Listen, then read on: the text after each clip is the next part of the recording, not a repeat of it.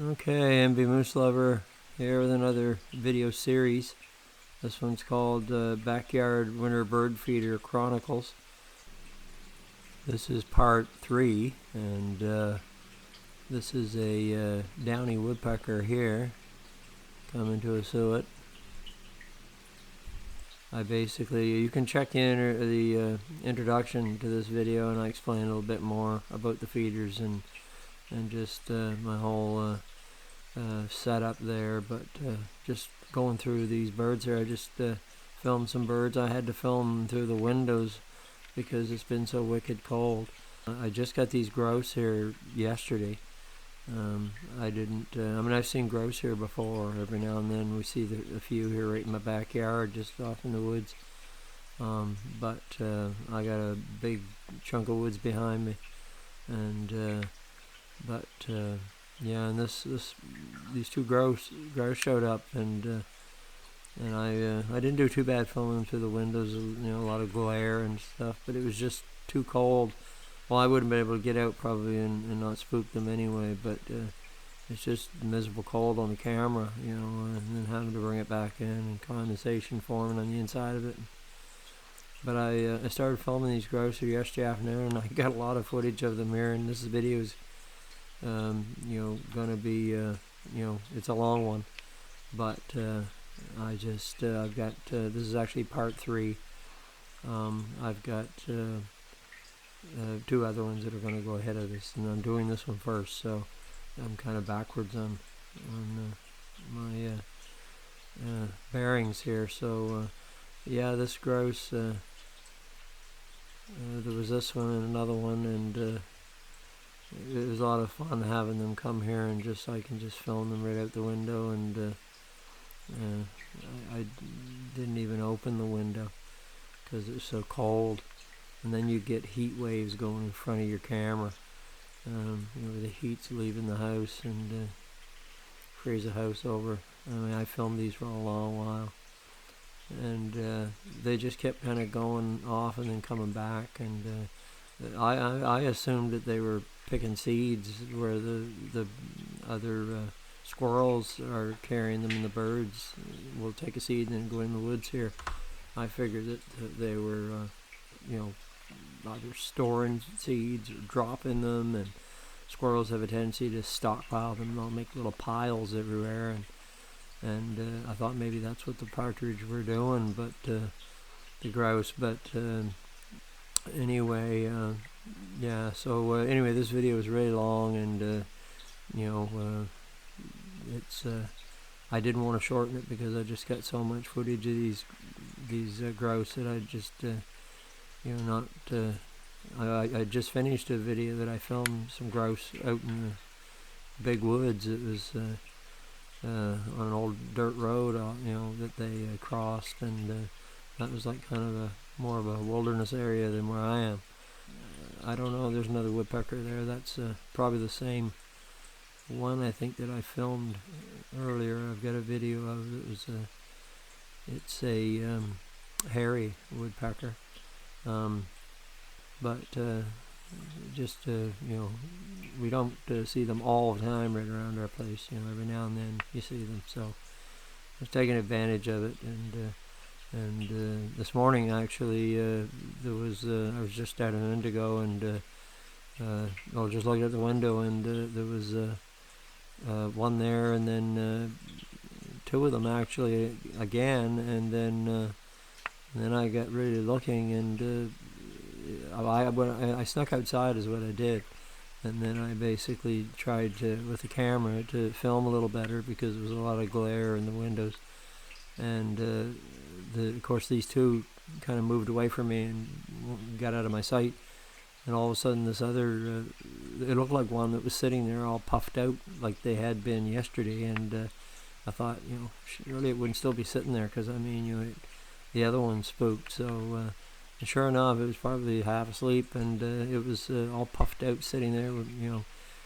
just kind of trying to keep warm. And then I filmed a little bit of it there, and then I decided to, when I came back in, I decided to, it left, and I decided to put some seed out, and I thought, well, I'll put a pile of seed right there where I can maybe get them to come all the time and I can film them. So I just sprinkled some seed off into the woods from the feeders, and it wasn't just a short time. I came back in, here come this grouse again, and right on the run, and went in and started picking all through the woods, and then made its way out onto the lawn, and then I'm still filming out the window, and it flew way up in this birch tree, and I didn't get it flying up in the tree. I'm always too slow. I'm 68 years old, 69, I'm just too slow, and it would have been nice to get it in flight when it flew up, but I got some, I'm like out the window, just right down over the sink as low as I can get, so I can see up around the trees, kind of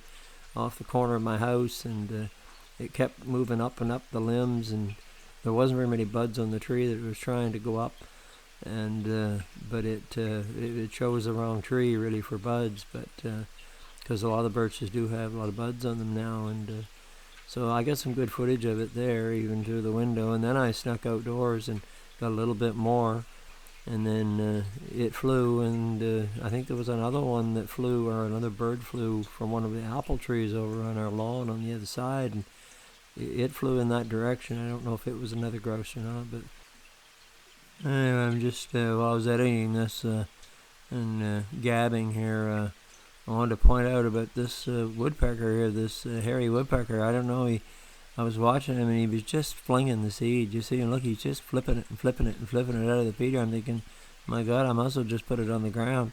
Look at him, he's just flip, flip, flip, flip. So I went and looked it up on Google just to see, and there's a lot of people on Reddit and complaining about them doing this. It's like, I don't know, he just doesn't like the seed, or he doesn't know what it is. I think he just never seen it before. He's thinking, where's the real seed, you know?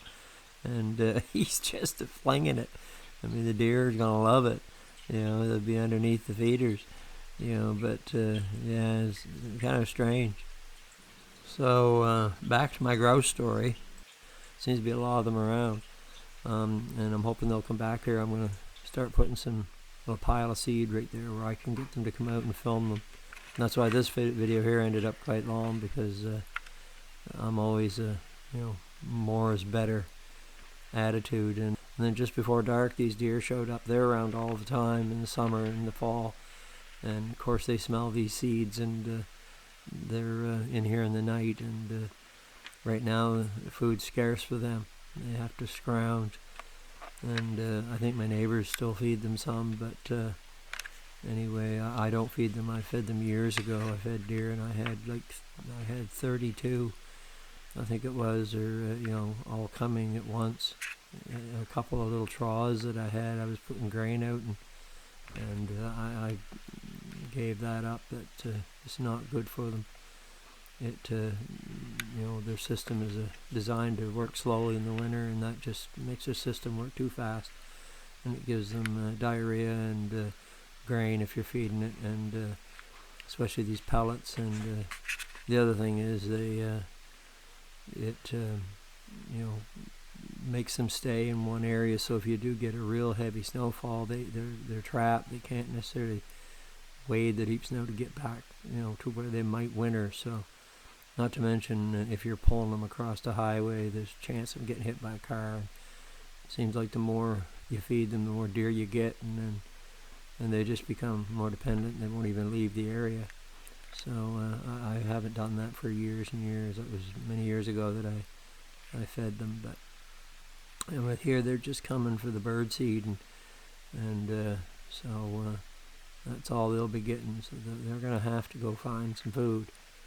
You'll see them here. They're just eating these little weeds, and you know, just the leaves off these little weeds. That's how hungry they are, desperate they are. I mean, they're in good shape. I mean, we haven't had hardly any snow. This is all snow we got.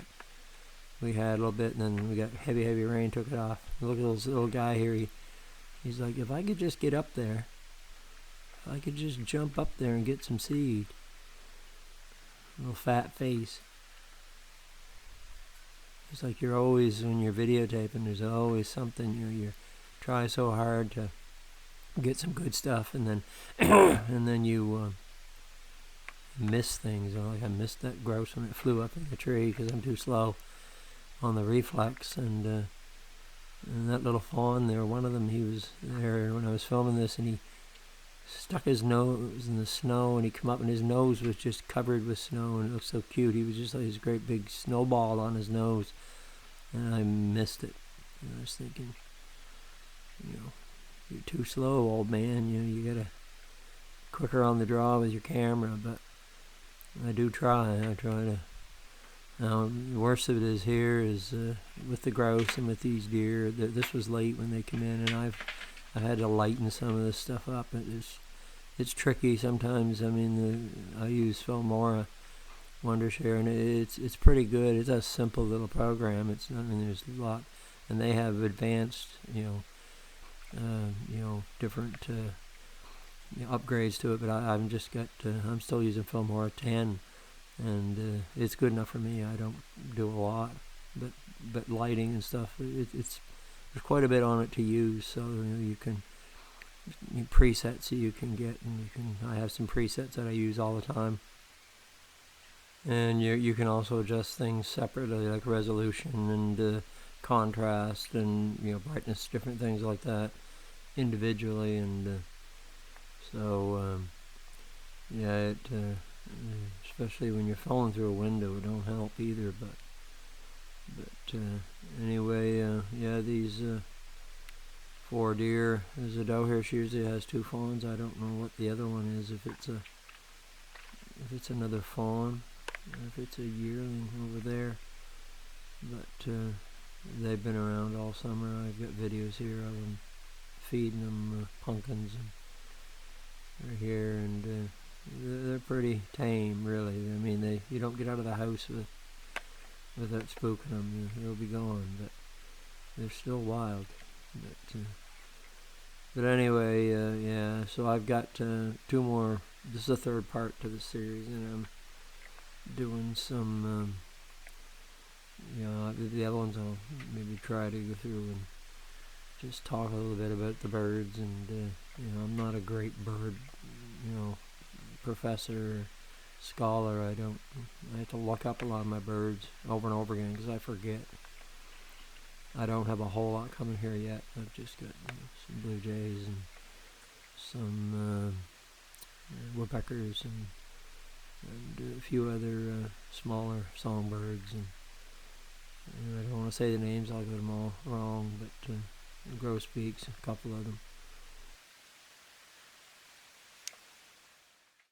There's Shadow looking at the window at the deer. She wants to go out and play with them.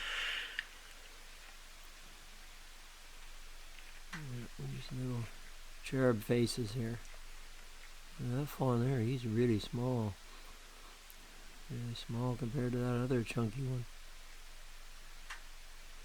But, and I got, it's getting darker by the minute here. And this is, we're coming up to the part here where the cat showed up. There's a stray cat. Our cats are indoor cats. They don't go out and ever, and except the odd time they've escaped and get under the truck, and then you have to crawl under and get them out.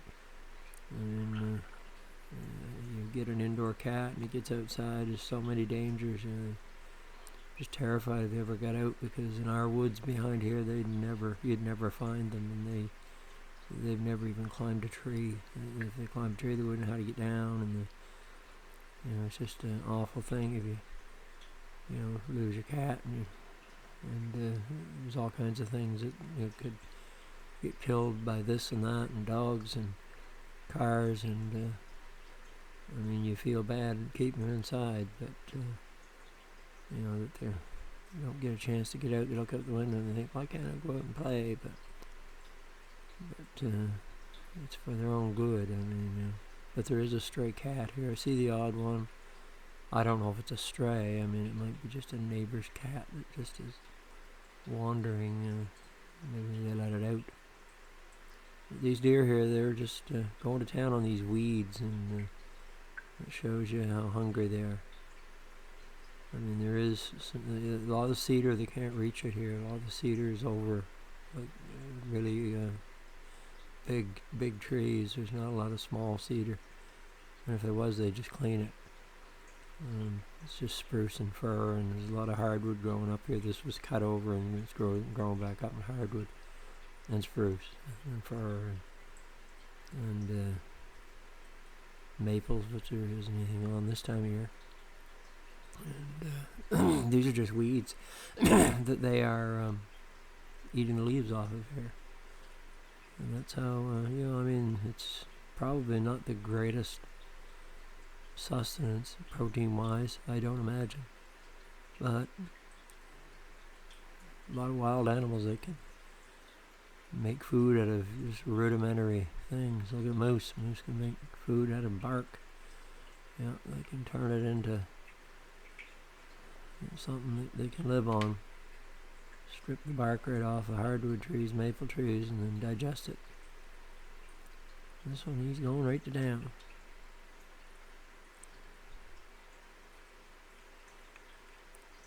And I know I film it forever, it seems like. You think, well, you got it, he's eating it, but I don't have any rules when it comes to that. It's, I just, to me, it's a story, it's like these are the Chronicles, so it's a story, it happened, and I keep going as far as I figure that it should, and, when the cat shows up here, we'll get closer to the end. And the cat and the deer are going to face off here.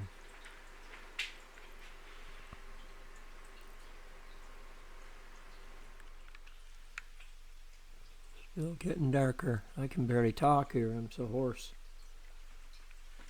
I'm going to get myself some water. There's my feeders. I'm not, I haven't really been going over the schematics of my feeders, but I already did a couple of videos, 2 or 3 videos when I built them, of how I did it. And, they're all put together with these Coffee Mate tubs to put the seed in, and then all wooden poles that I peeled myself and drilled myself, and then put some plastic plates for the birds to sit on, a plastic plate for the seeds to land on under the tubs, and all this. I just wanted something to do in the winter, and based on those tubs, and so I basically made a whole bunch of them, and here comes the cat. Yeah, they have no screws and no nails and no glue, those bird feeders, so that's they're all put together with cable ties. Yeah, and here comes the cat. And like I said, there's videos. I have videos actually showing me building them. Or not showing me building, but showing how I built them after they were built. And here comes the cat. And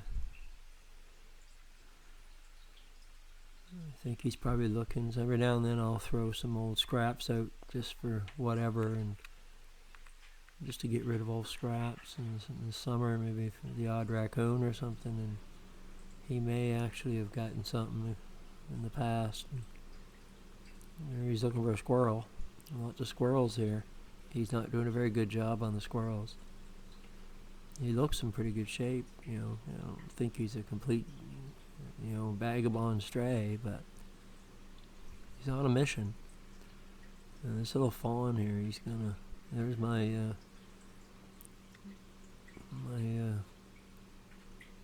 I call them foot-a-days. That's my see this fawn. He's going to he's like, watch his tail here. He's just going to get the full warning tail. It's like there's the full blown alarm. The big white flag. Yep. Danger. Kitty cat. And the cat's over there behind my little storage shed. I don't know what he was doing. It looked like he was eating something. I film him here. He's in my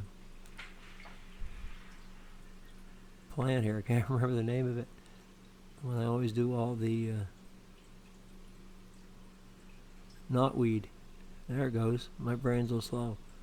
Knotweed plant. That's what I never cut them down here this summer or this fall, and they were done. They're all dried there. There's a cat. He's eating something on the other side there, so I don't know what he's got. I never threw anything out lately. But after dark, I threw him an old turkey bone from Christmas. So later, maybe Moose Lover.